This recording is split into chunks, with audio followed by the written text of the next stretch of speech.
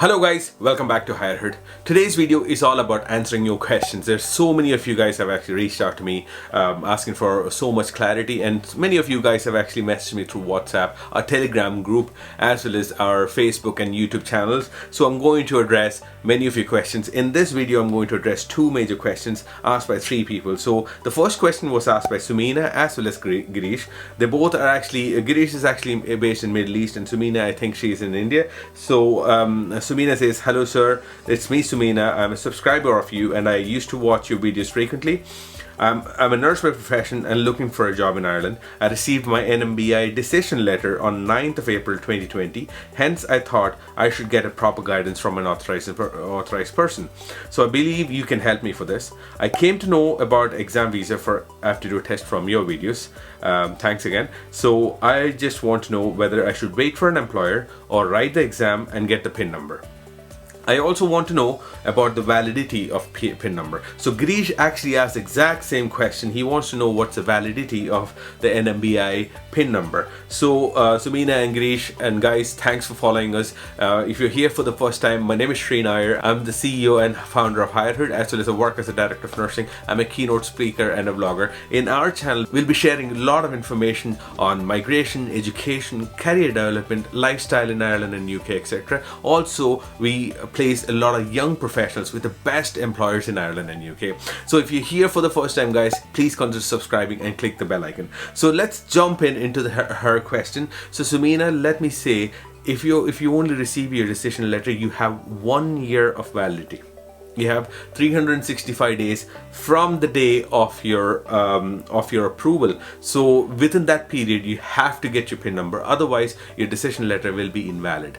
You have to identify whether you will be able to afford the exam visa process. As I've mentioned in my previous videos, which I will link in the description here, it is not a cheaper process. It will cost you around 4,500 to 5,000 euros. So if you're able, that means if you're able to afford the exam visa route, definitely go for it, because the pandemic situation, most of the employers, those who work with, they are not looking for candidate who has decision letter.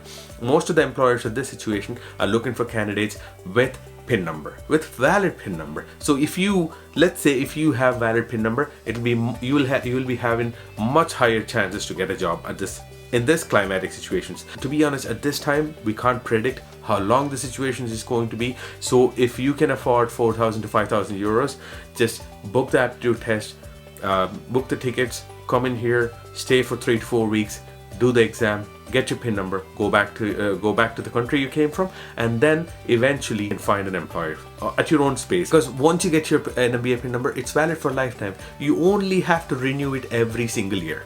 You have to pay 100 euro as an annual retention fees, and you pay it online, and basically it automatically renews.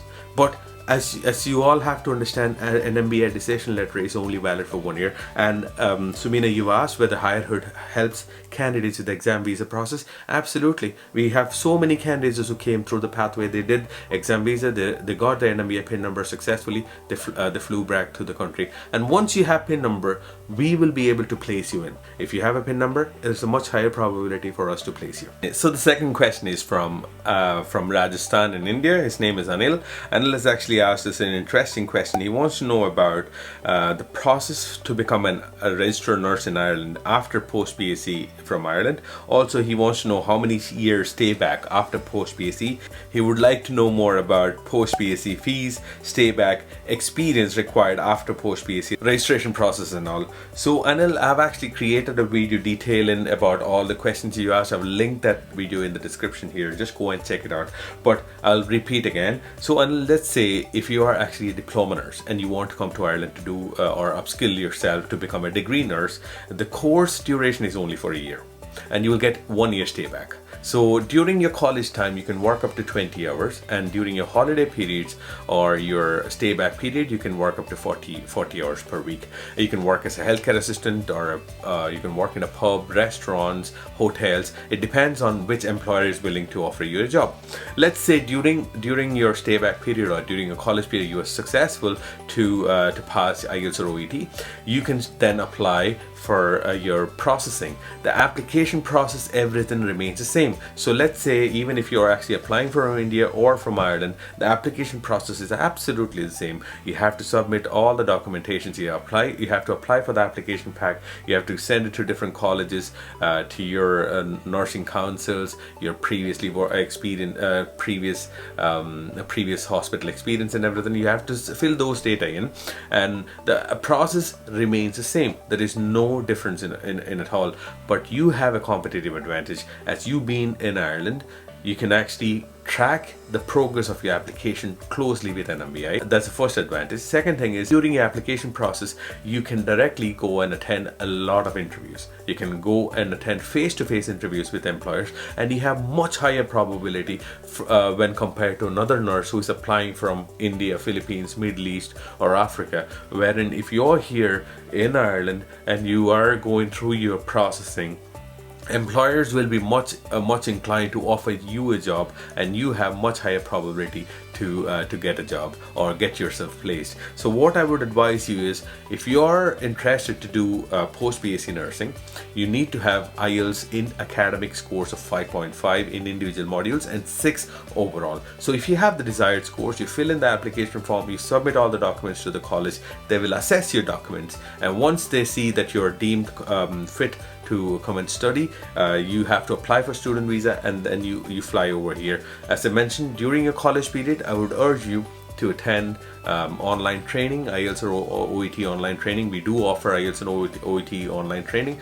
Attend those training, and if you're successful, straight away you could start your processing. So guys, as I mentioned in my previous videos, if you're not successful in scoring good scores for IELTS or OET, definitely the next option is you can come to Ireland on a student visa. As soon as you're here and doing your academics, automatically your language skills will develop, your clinical skills will develop, and eventually when you get your OET, you can straight away apply for aptitude test, get your adaptation program, get your PIN number, and you can start working. So Anil, if you have more questions like this, please keep it rolling. And guys, if you have more questions like this, please shoot down as a comment below. I'll try to address as much as possible.